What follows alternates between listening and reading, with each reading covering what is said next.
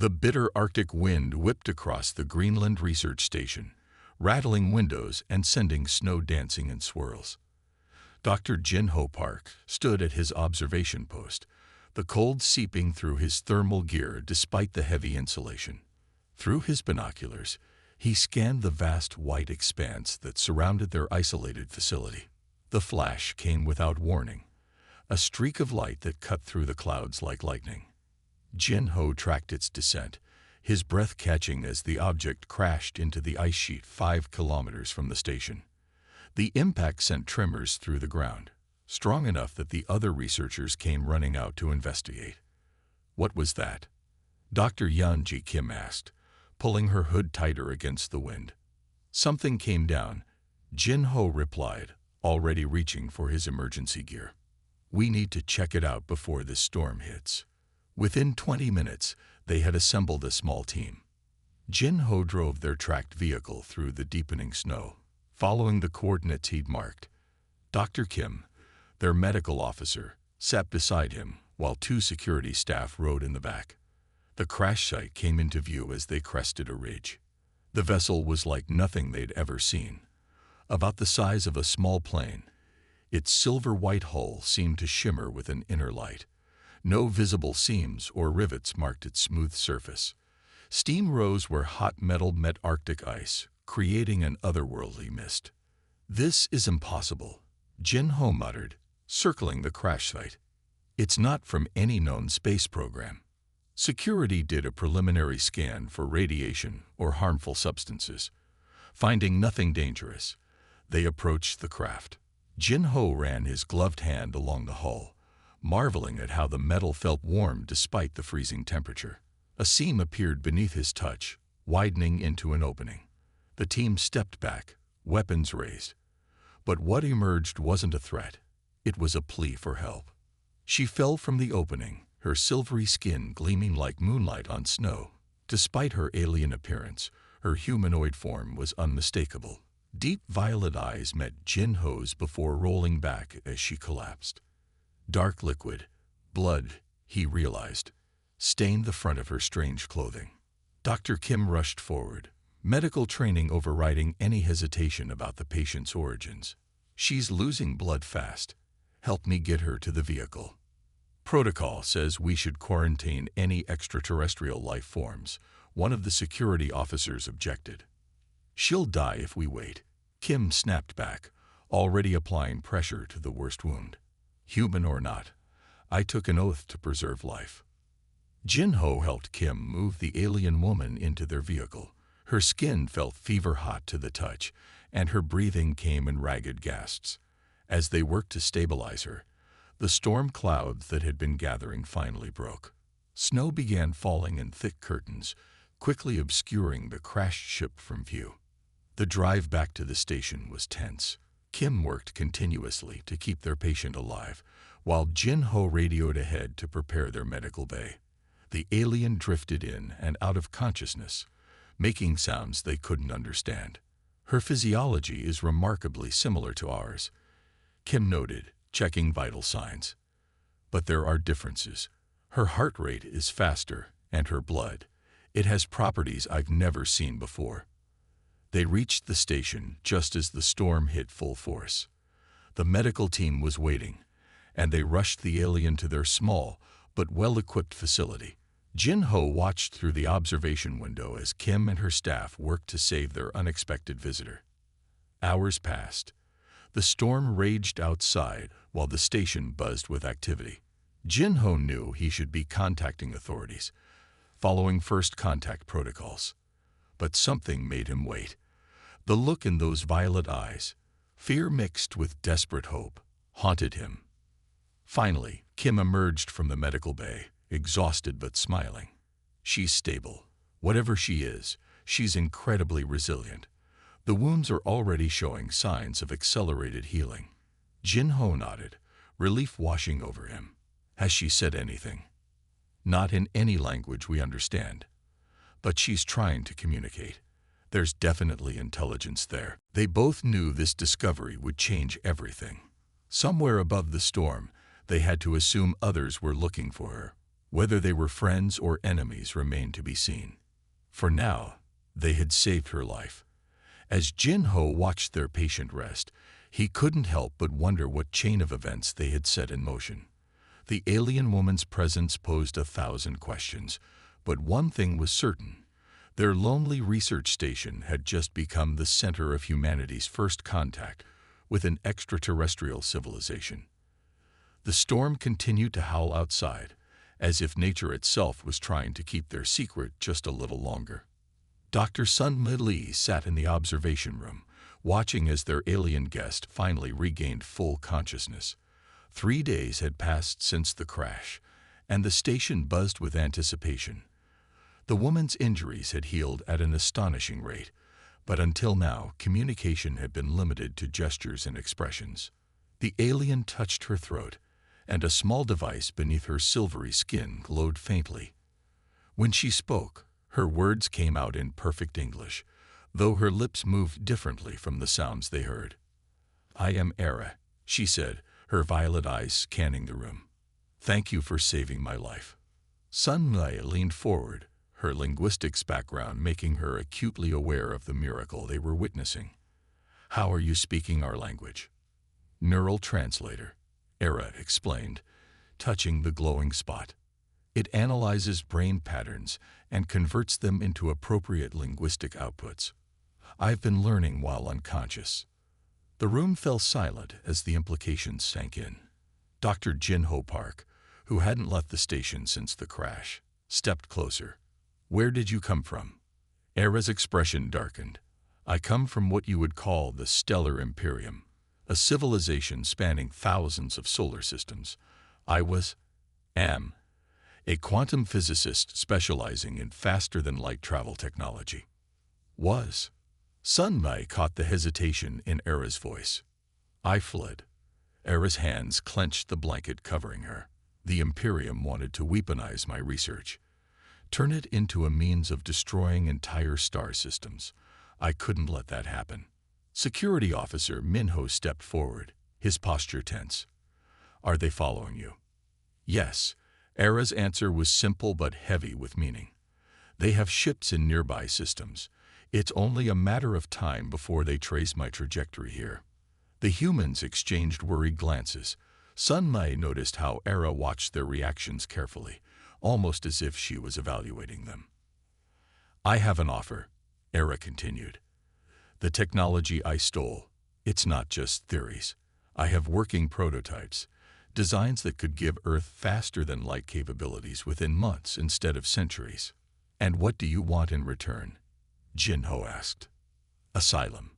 Protection." Era's violet eyes filled with tears. "The Imperium cannot be allowed to have this technology. They've destroyed civilizations before, those they deemed threats or those who simply refused to submit." Sun-Mi found herself drawn to the alien woman's obvious distress. As a linguist, she was trained to read more than just words. Body language, tone, micro-expressions. Despite Era's alien features, her emotions seemed genuinely human. "Show them," Era said suddenly, reaching for a small device hidden in her clothing. A holographic display filled the room, showing technical specifications that made Jin-Ho gasp in recognition. "This is real," he whispered, studying the equations. "These principles, we've theorized about them, but this is centuries beyond our current understanding." Era nodded. "Your species is on the right path, but the Imperium won't wait for you to develop naturally. Once they find me here, they'll see Earth as a threat to be eliminated." The weight of her words settled over the room. Sun-Mi watched as her colleagues processed the implications. They weren't just dealing with first contact anymore. They were being drawn into an interstellar conflict. "How long do we have?" Min-Ho asked, already thinking of defense strategies. "Days, maybe weeks," Era replied. "But with your help, we might have enough time. Your planet has resources I need, materials that could help implement the defense systems I designed." Sun-Mi leaned forward. "You created defensive technology too." "Of course." A small smile crossed Era's face. "I knew what I was doing when I fled. The FTL drive wasn't the only thing I brought with me. The conversation continued late into the night. Era shared more about her world, the Imperium's history, and the technology she had developed. Sun Mei found herself acting as more than just a linguistic expert. She became a bridge between two civilizations. As the others finally left to make their reports and begin preparations, Sun Mei stayed behind with Era. The alien woman looked exhausted but relieved. "Thank you for listening," Era said softly. Not everyone would have shown such kindness to a stranger from the stars. Sun Mei smiled. Maybe that's exactly why the Imperium should fear us. Not for our weapons or technology, but for our capacity to show kindness when it matters most. Era's translator conveyed her words perfectly, but it was her genuine smile that truly bridged the gap between their worlds. Above them, somewhere in the vast darkness of space, an empire was surging. But here, in this moment, hope felt stronger than fear. Station Chief Tai Yum Cho stared at the encrypted messages flooding his screen. In the week since Era's arrival, his small research station had become the center of a global crisis. Military leaders, scientists, and government officials from every major nation demanded updates while trying to keep the situation contained. Another drone just entered the Kuiper Belt. Du Hyun Kang reported, his fingers flying across his modified console. The young engineer hadn't slept properly in days, working to implement Era's technology to mask their presence. "This one's different, more advanced scanning capabilities." Taeyang nodded grimly. "Can you hide us?" "The quantum interference field is holding, but each drone requires a new frequency adjustment. They're learning, adapting their search patterns." In the medical bay, Dr. Kim continued monitoring Era's recovery. The alien woman had pushed herself too hard, helping Du Hyun modify their power systems. Her wounds, though healing faster than human injuries would, still needed time. "The UN Security Council is meeting in secret," Tai Young informed his team during their hourly briefing. "China and Russia want to reveal Era's presence, make a show of strength. The US and EU favor keeping her hidden until we can implement her defensive technologies." "They're all missing the point," Du Hyun muttered, not looking up from his work. "If we can't mask the station's energy signature, none of those plans will matter. The Imperium will find us first." Era's voice came through the intercom, weak but determined. "Du Hyun is right. The drones are designed to detect quantum irregularities. Standard camouflage won't work." The engineer nodded, making another adjustment. The station's lights flickered as power rerouted through new pathways. "We're using your phase shift technology, but it's like trying to build a stealth bomber with Stone Age tools. Our power grid wasn't designed for this." Taeyun watched the station's energy readings fluctuate on his screen. Every time they thought they'd masked their signature, the drones would adjust their scanning frequencies. It was a deadly game of hide and seek, played across the solar system. "Chief," one of the communications officers burst into the room. "We're picking up transmissions between the drones. They're converging on the outer planets." The room fell silent. Du Hyun's hand stilled over his keyboard. "They're using Jupiter's magnetic field to boost their scanning range," he realized. "We didn't account for that." Era's voice crackled through the intercom again. "Let me help. I know their protocols, their search patterns." "You're not strong enough," Dr. Kim protested, but Era was already disconnecting herself from the monitoring equipment. Minutes later, she entered the control room, leaning heavily on Dr. Kim's arm. Her silvery skin was pale, but her violet eyes burned with determination. She made her way to Du Hyun's station, studying his modifications. "Clever," she murmured, "but we need to think like them." Her fingers danced across the console, introducing new variables into their camouflage algorithms. "The Imperium expects fugitives to hide. Instead, we'll hide in plain sight." Do Hyun watched in amazement as Era reprogrammed their systems. Instead of trying to mask their energy signature completely, she modified it to mimic natural phenomena. To the drones, The station would look like just another magnetic anomaly in Earth's polar region. "The quantum matrix is holding steady," Do-hyun reported, his eyes bright with pride. Since the battle, he and Ara had worked tirelessly to adapt her technology for human use. Their partnership had grown into something deeper, bridging the gap between their species through shared purpose and understanding. The Global Space Defense Initiative headquarters buzzed with activity. Representatives from every nation monitored the growing network of early warning systems. Earth had become a beacon for other civilizations seeking to escape imperial control, and with that role came responsibility. "Another refugee ship detected," announced the tracking officer. "Matches the signature of the Centauri resistance movement." Era smiled, remembering how Earth's victory had inspired others to resist. The Imperium's reputation for invincibility had been shattered, and systems on the Empire's edges began to question their submission. "Direct them to the Sanctuary Zone," she instructed. The dark side of Luna had been transformed into a haven for displaced species, its underground facilities offering safety and a chance to rebuild. Do-hyun placed his hand over hers, their fingers intertwining. "Remember when you crashed here? Did you ever imagine it would lead to this?" "I hoped," Arad admitted, "but I never expected Earth to exceed even those hopes." The Aurora completed its test flight, returning to the massive orbital construction facility. 3 more ships waited in various stages of completion, each incorporating improvements based on their growing understanding of quantum mechanics. Admiral Park's voice came through the comm system. "The UN Security Council has approved the expansion of our defense fleet. They want 10 more ships like Aurora by year's end." "Ambitious," Do-hyun commented, already pulling up design modifications. "But possible, especially with the help of our new allies." The refugee species had brought their own technologies and knowledge, eager to contribute to Earth's growing defensive capabilities. Humanity's willingness to fight for others had earned them loyal friends among the stars. Warning alerts suddenly flashed across their screens. Long-range sensors detected quantum disturbances at the edge of the solar system. Everyone tensed, memories of the battle still fresh. But instead of warships, a diplomatic vessel emerged. The Imperium, it seemed, had finally accepted that Earth wouldn't be conquered easily. Their message was simple. They proposed negotiations.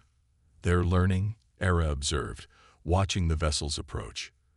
"Though I suspect they're more interested in preventing other worlds from following Earth's example than in genuine peace." Do-hyun squeezed her hand. "Then we'll keep building. Keep preparing. Earth won't just defend itself. We'll help others stand up too." The Aurora's success marked more than just technological achievement. It represented humanity's first step into a larger universe, not as conquerors or subjects, but as protectors. Earth's cities now gleamed with integrated alien technology, while its military forces trained alongside refugee warriors. Hera looked at the holographic display showing their solar system's defenses. Quantum shields protected major population centers. Hyperspace detection grids stretched beyond Pluto. Earth had transformed from a vulnerable target into a fortress of freedom. "The Imperium will try again," she warned, ever practical. "They can't accept the existence of a power they don't control." "Let them try," Do-hyun replied with quiet confidence. "We'll be ready, and we won't be alone." As if to emphasize his words, another refugee ship appeared on their screens, seeking sanctuary. Earth's defenders moved to escort it to safety, demonstrating the new role humanity had chosen for itself among the stars. The dawn of their new era had begun not with conquest or submission, but with a choice to stand against tyranny. And in that stand, humanity had found its destiny. The first Imperium ships entered weapons range. In orbit and on the ground, Earth's defenders waited in tense silence. The future of humanity would be decided in the next few hours. "Good hunting," Era's voice came through one final time. "Show them why they should have offered Earth alliance instead of ultimatums." Jai-1 straightened his uniform and addressed his fleet. "All ships, battle stations. Prepare to engage." The time for diplomacy was over. Now they would show the Imperium that humanity refused to needle. The United Nations Security Council chamber buzzed with tension as representatives from every nation gathered for the emergency session. Security Council Chair Min Ji-kwon stood at the podium, her expression grave as she surveyed the assembled leaders. The evidence Ara had provided was displayed on massive screens, showing the Imperium's systematic destruction of civilizations that refused to submit to their rule. Dr. Jin-ho Park's testimony came next, his voice steady as he described the days following Ara's crash landing. She could have hidden her identity, could have sought asylum without sharing her technology. Instead, she immediately offered to help us prepare, knowing it would draw the Imperium's attention. The holographic displays shifted, showing recordings from destroyed worlds. Ara had smuggled out more than just FTL technology. She brought proof of the Imperium's atrocities. Entire planets reduced to ash, civilizations erased for the crime of wanting to remain free. We're not just voting on whether to fight, Min-ji addressed the council. We're deciding if humanity will stand on its feet or live on its knees. The Imperium offers protection in exchange for submission. But look at these worlds. Look at what happens to those who trust their promises. Representatives from smaller nations spoke of their fears. Larger powers debated military strategies. Through it all, Ara's evidence played in an endless loop, a reminder of what failure would mean. Russia's representative leaned forward. If we surrender this alien woman, they'd promise to spare Earth. Why should we risk everything for one fugitive? Because she's not just a fugitive, Dr. Jin-ho countered. She's proof that even within the Imperium, there are those who choose to stand against tyranny. She risked everything to warn us, to give us a chance. The debate raged for hours. Min-ji watched as alliances formed and shifted. Some nations advocated immediate surrender. Others called for diplomatic solutions. But as Ara's evidence continued to play, more voices joined those calling for resistance. From the Arctic station, Ara and Do-hyun worked to activate the global defense network they'd created. Satellites were reprogrammed with quantum shielding. Military bases worldwide received upgraded weapons systems. It wasn't much compared to the Imperium's technology, but it gave Earth a fighting chance. The vote stands before us, Min-ji announced as the debate reached its climax. Will Earth submit to the Imperium's demands, or will we fight for our independence? The chamber fell silent as voting began. Nation after nation made their choice. Old enemies found common ground in the face of extinction. Countries that had never agreed on anything united under the threat of alien domination. When the final vote was tallied, Min-ji stood again. The decision is made. Earth stands united in resistance. We will not surrender our freedom. We will not abandon those who risk everything to warn us. We will fight. Across the globe, defense systems hummed to life.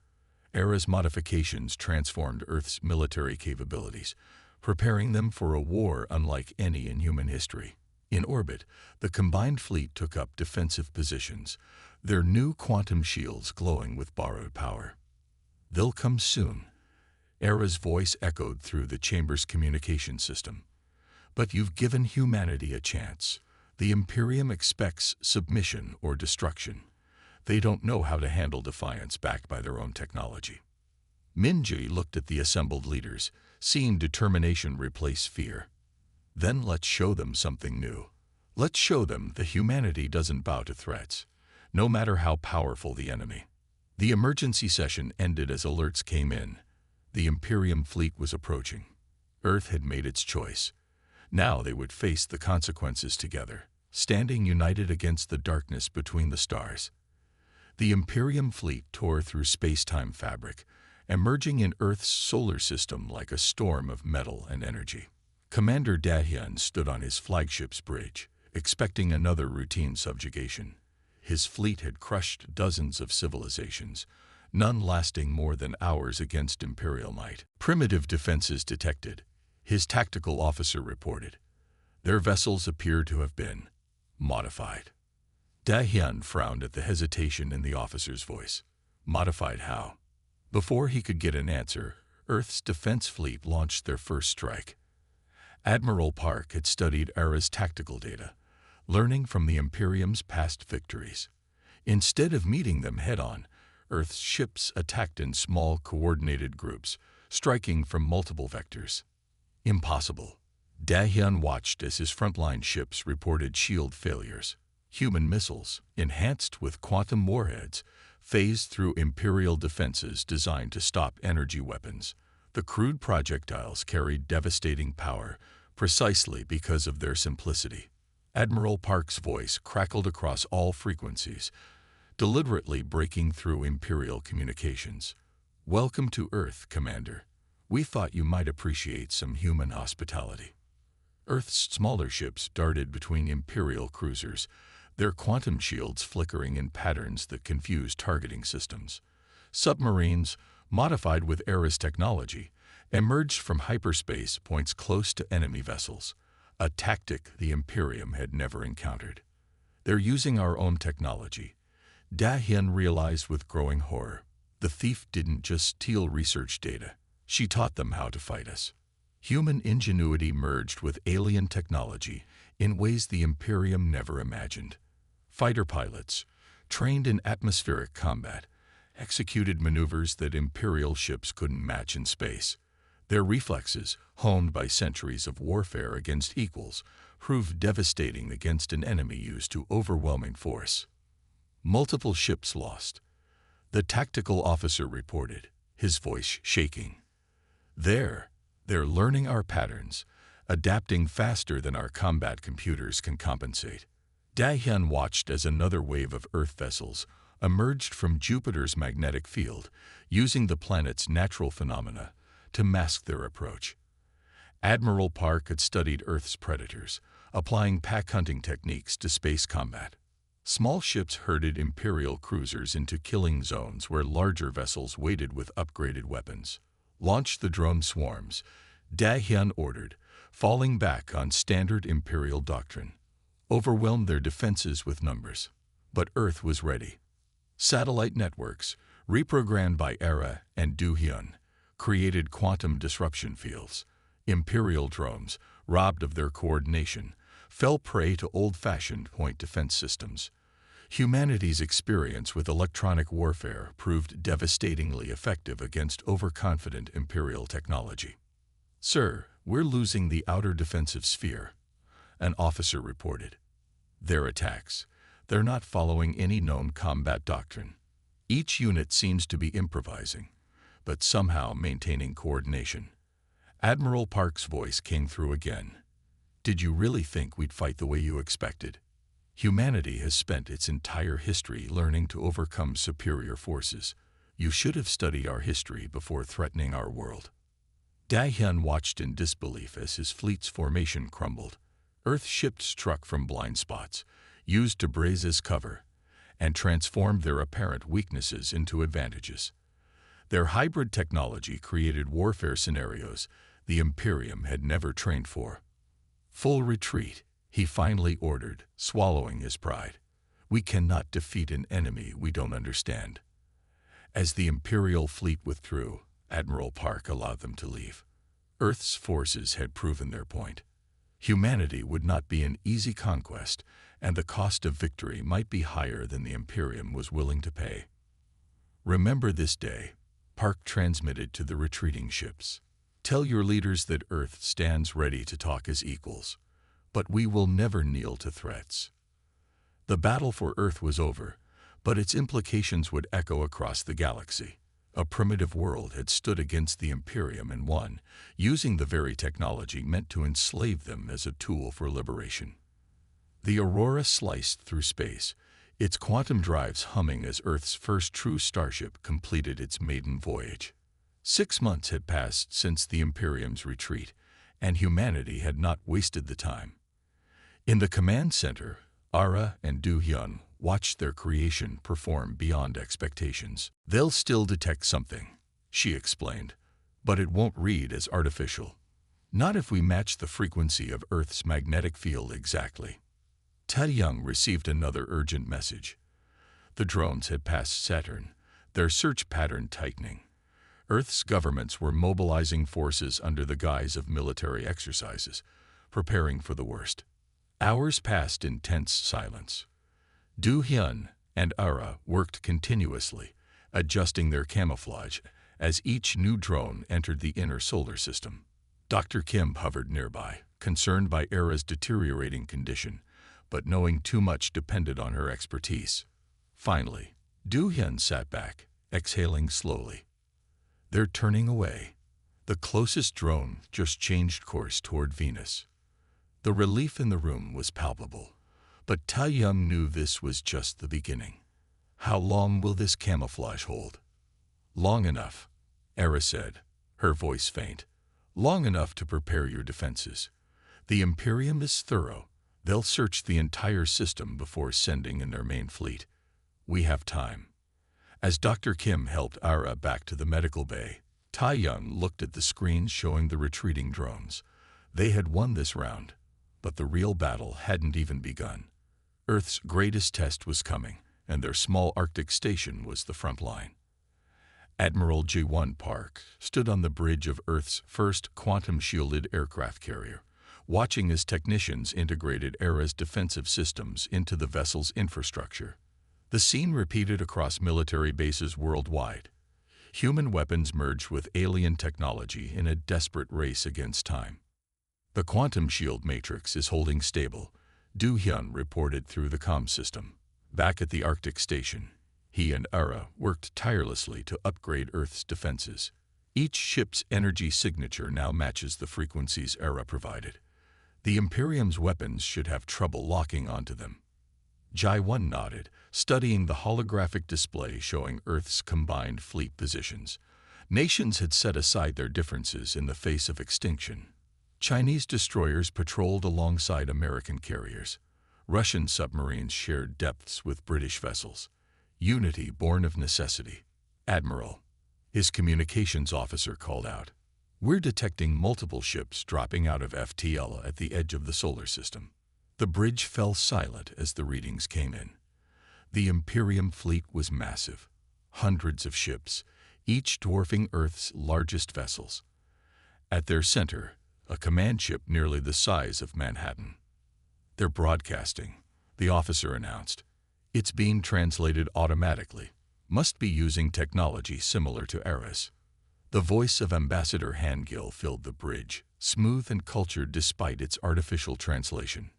People of Earth, you harbor a dangerous fugitive who has stolen vital Imperial technology. Surrender her immediately, and your world will be spared. Resist, and we will be forced to demonstrate the consequences of defying the Imperium. Ji-1 opened a secure channel to the Arctic station. Era, they're here. What are we dealing with? Their weapons are primarily quantum-based, she replied, her voice tense. Energy beams that can tear apart matter at the subatomic level. But the shields we've installed should disrupt their targeting systems. They're not used to fighting opponents with this technology. The deadline for Earth's response approached. Global leaders convened an emergency session, but Ji-1 already knew their answer. They had seen Era's evidence of the Imperium's atrocities, their pattern of subjugating or destroying civilizations they encountered. Du Hyun's voice came through the comm. Admiral, we finished the final modifications to the fleet's defensive systems. It's not perfect, but it's better than we could have hoped for a week ago. What are our chances? Ji-1 asked quietly. There was a pause before Era answered. Better than any other civilization they've encountered. Your weapons may be primitive by their standards, but they've never faced an opponent using their own shield technology against them. The element of surprise is our advantage. The deadline passed. Ambassador Hangill's voice returned, now cold with contempt. You have chosen poorly. The Imperium offers mercy only once. Ji-1 watched as the enemy fleet began moving into attack formation. Earth's combined forces took up defensive positions, their new quantum shields humming with power. Decades of military doctrine was being rewritten on the fly as humanity prepared to face its first interstellar war. All ships, maintain formation, Ji-1 ordered, his voice steady despite the weight of command. Remember your training. Their technology may be advanced, but we're fighting for our homes, our families, our species. We will not go quietly.